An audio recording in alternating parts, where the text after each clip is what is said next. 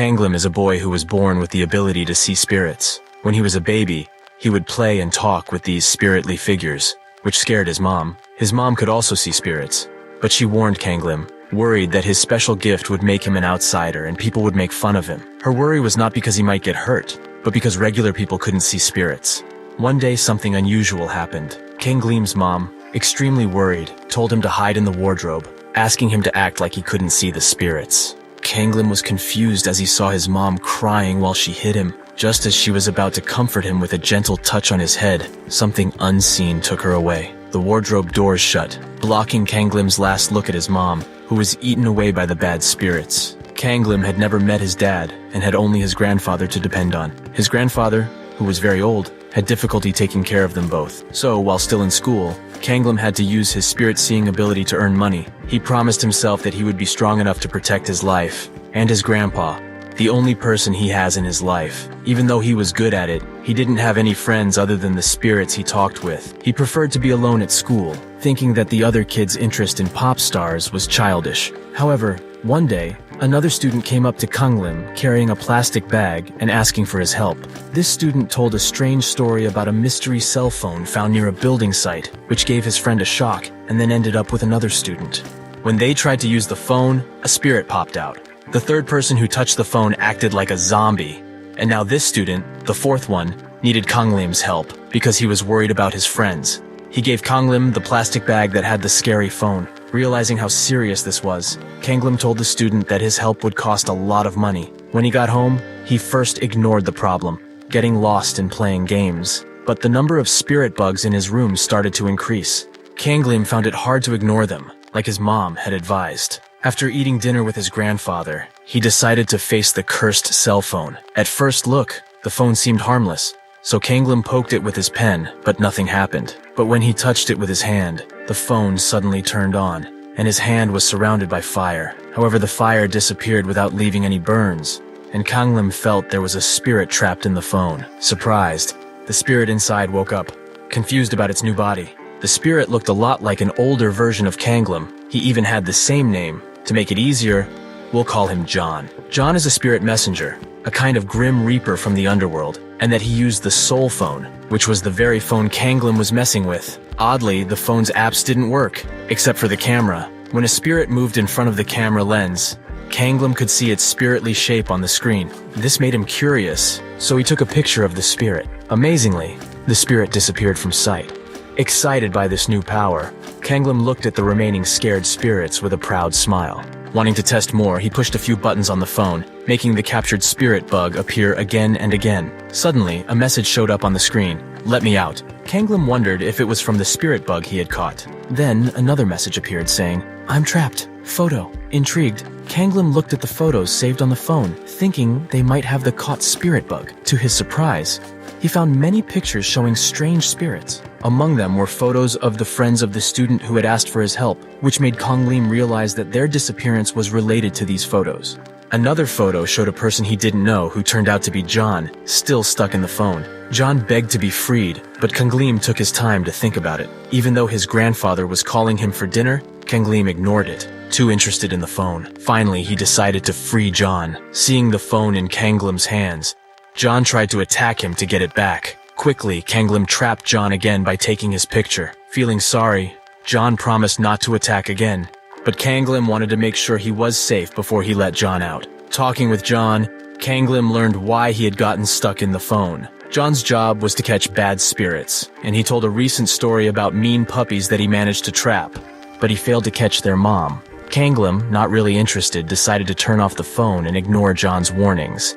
Instead, he called the spirit puppies and started to play with them, not caring about any danger they might bring. Still, one of the puppies focused on the spirit bugs, sitting and staring at them in a scary way. The next day, Kanglim went to the building site where the phone was found, hoping to learn more about John. He pulled out the phone and pointed its camera at the top of the building, catching sight of the mom of the puppy spirits. As she went up, making a wave of sound, the puppies and other spirits in Kanglim's room reacted. Realizing he made a big mistake by letting the puppies out, Kanglim ran back home, scared they would hurt his grandfather. Luckily, when he got there, his grandfather was safe. But all the other spirits were gone, eaten by one mean puppy that had turned into a stronger and more dangerous creature. The puppy attacked Kanglim, who used the phone to catch it. As a result, the bad spirit split into 5 evil puppies. Hearing their mom's call, the puppies left the house. Kanglim told John everything that happened, and then he let him out. But John scolded Kanglim before leaving with the phone, determined to handle the problem on his own. Driven by curiosity and fear, Kanglim decided to follow John, even though he wanted to avoid danger. When he got there, he saw John making a safety barrier to keep the area separate and fight the beast.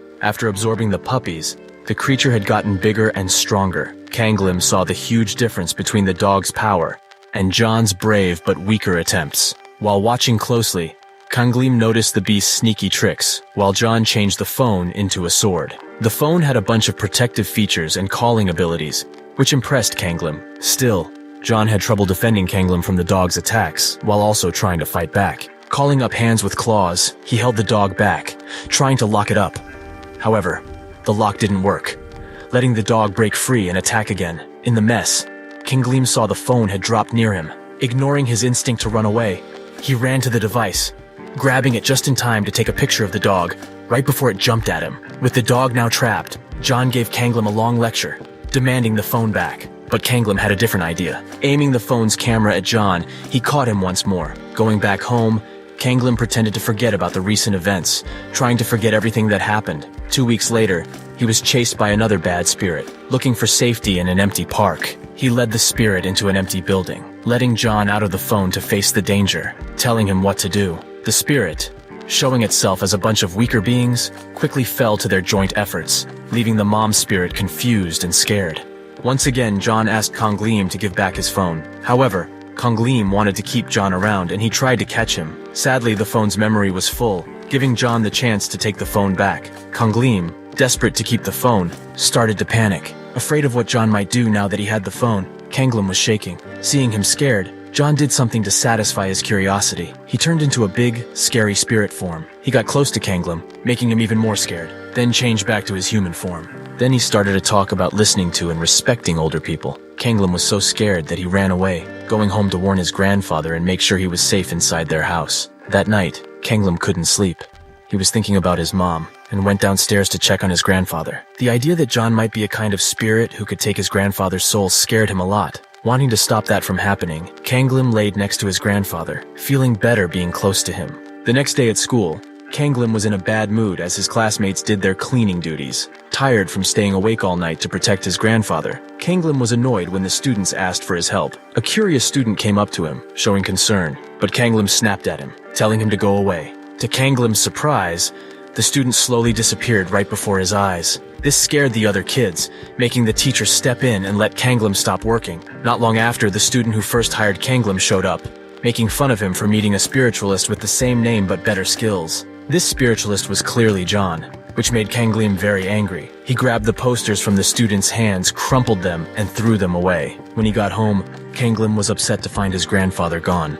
Overwhelmed with sadness, he cried, believing that John was behind the disappearance. Wanting to get back at John, Kanglim used the crumpled poster to find out where John was. He rushed to the building shown on the poster, hoping to save his grandfather from John. But instead, he found John tied up, pinned against the wall by a big, scary spirit. Sarah, who had killed his grandfather, came out of another room. Sarah recognized Kanglim from a picture he had seen in the house, and restrained him. Then, Sarah confirmed, Kanglim's grandfather was already dead.